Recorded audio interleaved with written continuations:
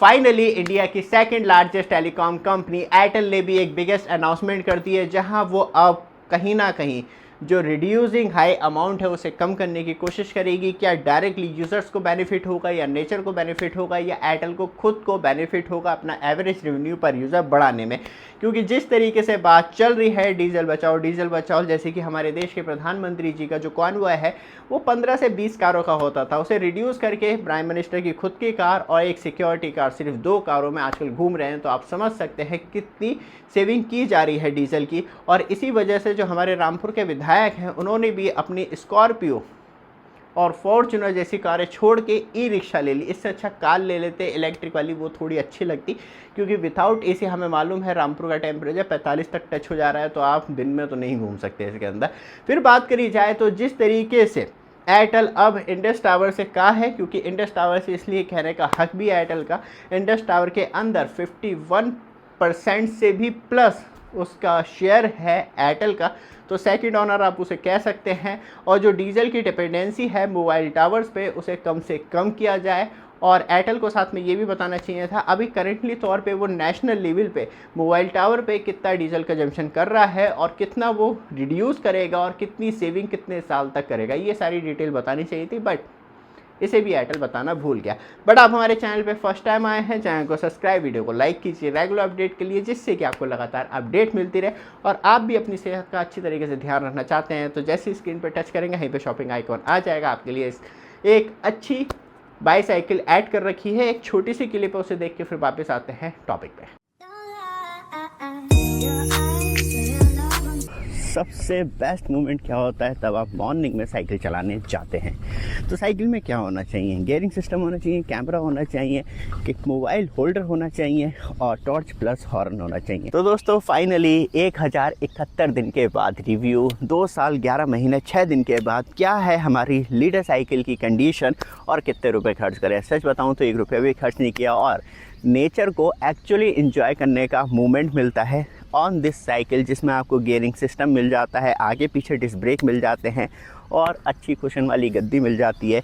Body guard आपको अलग से ख़रीदने होते हैं, जैसे कि हमने कैमरा, हॉर्न एंड लाइट, ऊपर से मोबाइल होल्डर भी लगा रखा है। आराम से आप गाने सुनते हुए फ्री हैंड जाएँ। यहीं पे आपके लिए शॉपिंग आइकॉन ऐड हैं, ऑलरेडी प्रोडक्ट हैं, तो एक बार चेक कर सकते हैं। बैक ऑन आते हैं टॉपिक पे। एयरटेल ने इंडस टावर से कह तो दिया है जो मोबाइल टावर पे डीजल जनरेटर से डीजल फूका जा रहा है उसे कम करना है, लेकिन इसके लिए क्या मास्टर प्लान बनाया है। कुछ चीज़ें हमें अच्छी भी देखने के लिए मिलती है, जैसे कि सोलर प्लांट लगाए जाएंगे, सेटअप किए जाएंगे। नियरेस्ट मोबाइल टावर हमारे नियरेस्ट लगा हुआ है, तो देखते हैं कितने सालों में वहाँ पे सोलर प्लांट लगता है और कितनी हाई कैपेसिटी की बैटरी लगती है और डीजल जनरेटर उसके बाद चलता है या नहीं चलता है। नियरेस्ट ये तो हम पता लगा सकते हैं।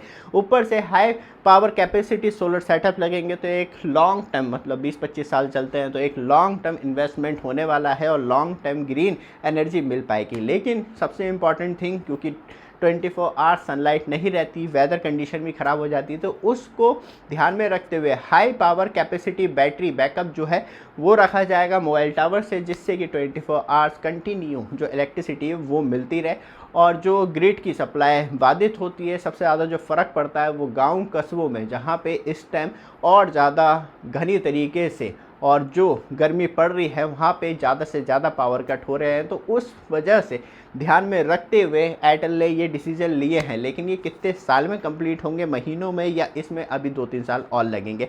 ऊपर से बात करी जाए तो एक सबसे अच्छी चीज़ हमें ये देखने के लिए मिलती है स्मार्ट पावर मैनेजमेंट, क्योंकि यहाँ पे स्मार्ट पावर मैनेजमेंट किया जाता है एआई की हेल्प से। तो जब मोबाइल टावर पे सबसे ज़्यादा यूज़र जुड़े हुए हैं तो वो 100% एफिशिएंसी के साथ वर्क करें और जब बहुत ही कम तो 10, 15 या 5% तक रिड्यूस हो जाए, जिससे कि पावर कंजम्पशन भी कम होता है और जो हाई कैपेसिटी बैटरी बैकअप लगाया गया है उस पर कम लोड रहेगा तो वो ठंडी रहेंगी और कंटिन्यू लॉन्ग टाइम तक चलती रहेंगी।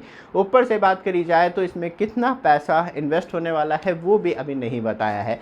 लेकिन बात करी जाए तो क्या मोबाइल प्लान सेम रहने वाले हैं या कोई नई टैरिफ हाइक हमें देखने के लिए नहीं मिलेगी, तो ये तो बहुत मुश्किल है, क्योंकि अभी तो टाइम है पैसा छापने का। मोदी जी भी कहते हैं कि मौके को अवसर में बदलने का टाइम आ चुका है, और ये एयरटेल और अदर्स टेलीकॉम कंपनियों के लिए बहुत अच्छी अपॉर्चुनिटी है, क्योंकि सीधे कह सकते हैं वो डीजल पेट्रोल के प्राइस बढ़ रहे हैं तो हम क्या करें, और अनलिमिटेड डेटा 5G नेटवर्क के साथ ये देना तो मुश्किल है, तो हम टैरिफ हाइक कर सकते हैं। तो टैरिफ हाइक तो आपको देखने के लिए मिलेगी, लेकिन देखते हैं कि इससे एयरटेल के एवरेज रेवेन्यू पर यूज़र पे कितना बड़ा बेनिफिट होता है।